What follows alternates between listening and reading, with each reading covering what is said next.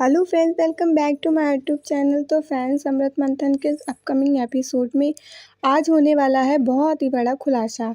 तो उसे जानने से पहले मैं आपसे कहना चाहूँगी, चैनल पे नए हैं तो प्लीज़ सब्सक्राइब कर लीजिए, वीडियो अच्छा लगे तो लाइक ज़रूर कीजिएगा। तो फ्रेंड्स, सीरियल के स्टार्टिंग में ही दिखाएंगे कि यहाँ पे जो है, जो अमृत होती है, वो जो रुद्राक्ष के फ्रेंड होते हैं, वो जो खेल होता है उसमें वो उसको जीत जाते हैं। तो वो उसको ले जाने, तो वो बहुत खुश हो रहा होता है। तो रुद्राक्ष से पूछता है, रुद्राक्ष कहता है हाँ बिल्कुल ले जाओ। तो ले जाने लगता है, तभी एकदम से निमृत चिल्ला पड़ती है, कहती रुको। फिर वो रुद्राक्ष से कहती, अच्छा तो तुमने अपने दोस्त से मेरी आप इसको ले जाने के लिए कह दिया, ये क्या आपको कोई इंसान नहीं लगती है? तो वो रुद्राक्ष को बहुत गुस्सा आने लगता है कि ये क्या कह रही है।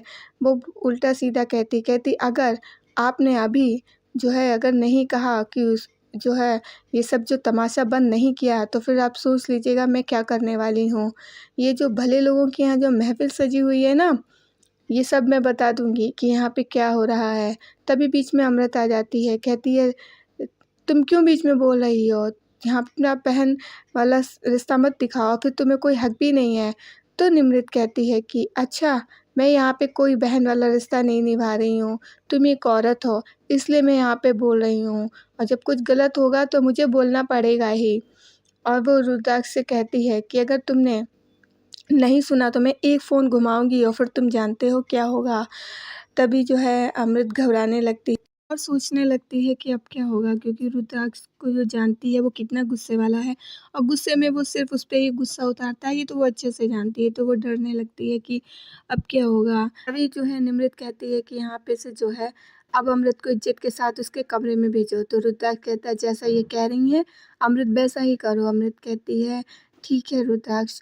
तो कमरे में जाने लगती है और बाकी सब जितने भी लोग वहाँ पे फ्रेंड्स वगैरह होते हैं पार्टी में, वो भी जाने लगते हैं। तो वहाँ पे अमृत रुकती है थोड़ी देर निमित के पास, लेकिन फिर वो चल जाने लगती है। तभी रुद्राक्ष कहता है कि अब तुम लोग भी यहाँ से दफ़ा हो जाओ। तो अगम कहता है हमें भी कोई शौक नहीं है यहाँ पे रुकने का। तो कहता है चलो निमित चलते हैं।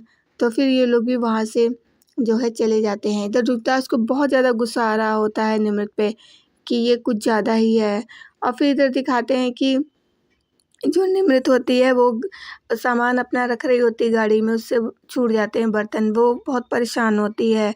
तभी वहाँ पे अगम आ जाता है, उसके कंधे पे हाथ रखता है और कहता है कि निमृत जी आप परेशान मत होइए, आपने जो किया ठीक किया और मुझे बहुत गर्व है आपने जो आज किया उसके लिए। तो फिर कहते हैं निमृत जी आप परेशान मत होइए, चलिए चलते हैं। तभी वो रुक, एकदम से उसको आवाज़ आने लगती है अमृत की। वो कहती है रुद्राक्ष मैंने तो मना नहीं किया था जाने के लिए, मैं तो जा रही थी मगर वो निमृत बीच में आ गई। तो ये दोनों सुनने लगते हैं। तो निमृत थोड़ा आगे बढ़ने की कोशिश करती है, लेकिन अगम उसको पीछे खींच लेता है, कहता चलो चलें। फिर यहाँ घर आ जाते हैं। यहाँ पे क्या होता है, निमृत बहुत परेशान हो रही होती है, उसे नींद नहीं आ रही होती है, उसको बहुत बेचैनी हो रही होती है, रात में वो सो नहीं पा रही होती, उसे वो सब बातें याद आ रही होती हैं जो उसने कही थी अमृत ने इससे। तो वो फिर वहाँ से उठती है और बाहर की तरफ चली जाती है। फिर वहाँ पे क्या वो खुद ही अपने से बातें करने लगती हैं उसकी अंतरात्मा से अपनी, कि कोई कहती है कि तुम जो हो वो गलत है, वो तुमसे देखा नहीं तुमने, कैसे तुमसे बातें करती है, उसको छोड़ दो उसके हाल पे, उसने अपना रास्ता खुद ही चुना है। तो उसकी दूसरी अंतरात्मा कहती है कि नहीं, वो जैसी भी है तुम्हारी बहन है। हाँ अगर वो गलत थी तो गलत थी, लेकिन उसके संग कोई ऐसा करे ये कहाँ की बात हुई किसी इंसान के संग।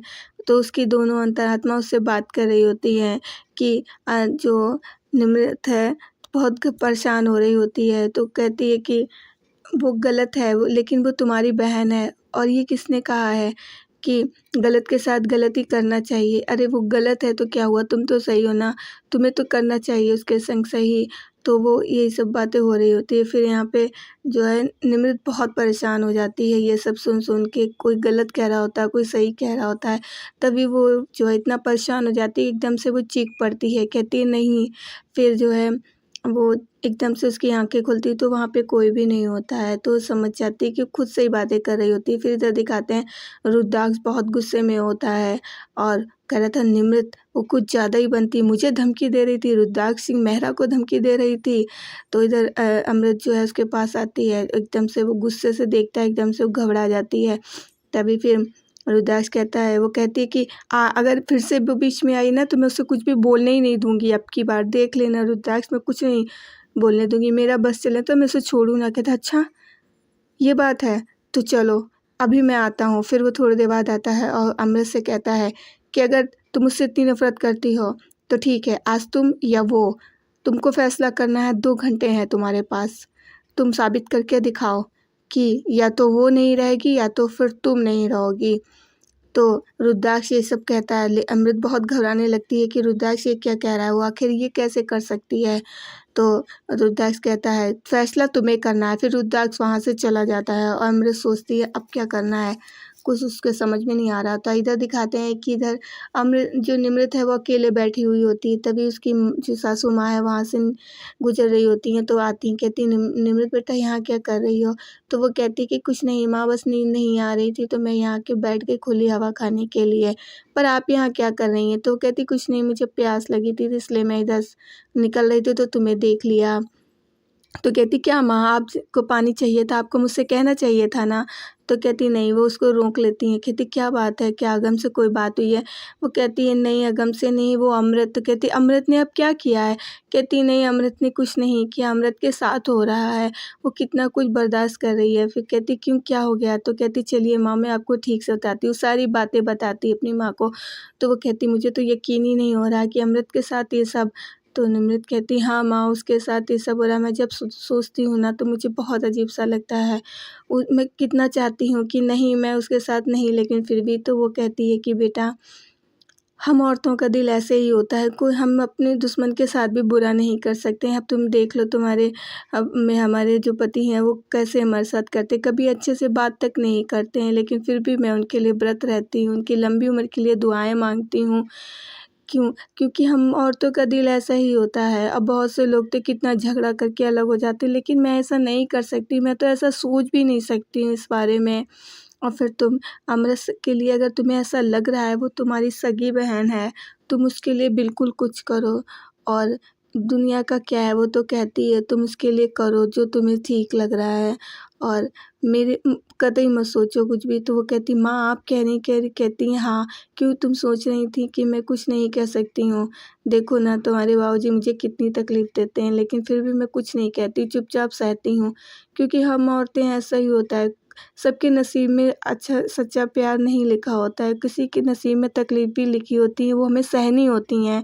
तो अगर तुम्हें लग रहा है तो तुम बिल्कुल उसकी मदद करो और तुम उसके लिए कुछ करो, और मैं तुम्हारे साथ हूँ। तो वो कहती माँ आप के ये सब, तो कहती तुम्हें ये लग रहा होगा कि मैं सब नहीं बोल सकती, क्यों मैं खरी बात नहीं बोल सकती हूँ। मैंने तुम्हें बिल्कुल खरी बात कह के बता दिया है कि बिल्कुल तुम करो, अगर तुम्हारा दिल कह रहा है उसके लिए, तुम ये सब भुला के करना चाहती हो क्योंकि वो तुम्हारी सगी बहन है, तो तुम ये सब करो।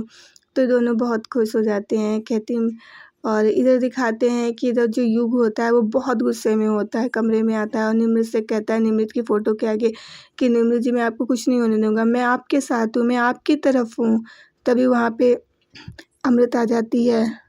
युग कहता है अमृत से कि हम तुम्हें नहीं पता हमारा प्लान क्या था, हमारी डील क्या थी, और जो तुम ये सब, तुम निमृत को कुछ नहीं कर सकती हो, तुम अपने प्लान के खिलाफ नहीं जा सकती हो। मैंने तुम अपने भाई, मेरा भाई रुद्राक्ष सिंह मेहरा, मैंने उसको, मुझे पता था उसकी कमज़ोरी खूबसूरत लड़कियाँ हैं, तुम्हारी जैसी खूबसूरत लड़कियाँ हैं, इसलिए मैंने तुम तक ले गया। उसने तो वहाँ से तुम्हें छुड़ाया ही नहीं, तुमको ये पैलेस भी खरीद के दिया, और तुम तो मज़े में रह रही हो, मेरी ये हालत है, मैं नौकर बन गया हूँ। और तो वो कहती है कि मुझे मैडम जी कहो, समझ में आया, तुम नौकर हो, नौकर बन के रहो। कहता है ये सब मुझसे मत कहो, जो डील हमारी हुई थी वही रहेगी, तुम निमृत को कुछ भी नहीं कर सकती हो, निमृत को तुम हाथ भी नहीं लगा सकती हो। तो वो कहती है कि वो निमृत, मैं कोई किसी की इतनी हिम्मत है कि मुझे हाथ लगा सके, वो रुद्राक्ष 2 मिनट नहीं लगेगा मुझे उसकी औकात दिखाने में। मैं उसका अगर सह रही हूँ ये सब तो सिर्फ़ इसलिए सह रही हूँ कि निमृत मेरे पास आए और मुझे से मेरी तरफ अपना हाथ बढ़ाए, सिर्फ़ इसलिए सह रही हूँ, वरना किसी की इतनी हिम्मत नहीं है कि मुझे हाथ लगाने की हिम्मत करे। मैं प्रिंसेस अमृत को हाथ लगाने की हिम्मत करें, और तुम क्या सोचते हो? तो वो कहता है कुछ भी हो, तुम मेरी निमृत को हाथ नहीं लगा सकती, उसको नुकसान नहीं पहुँचा सकती, वरना तुम सोच लेना, फिर मुझसे बुरा कोई नहीं होगा। तो फ्रेंड्स आज के लिए इतना ही। आज का शॉकिंग खुलासा क्या था वो आप जान चुके हैं। वीडियो अच्छी लगी लाइक कीजिएगा, चैनल को सब्सक्राइब कीजिएगा। मिलेंगे नेक्स्ट वीडियो में। Bye bye.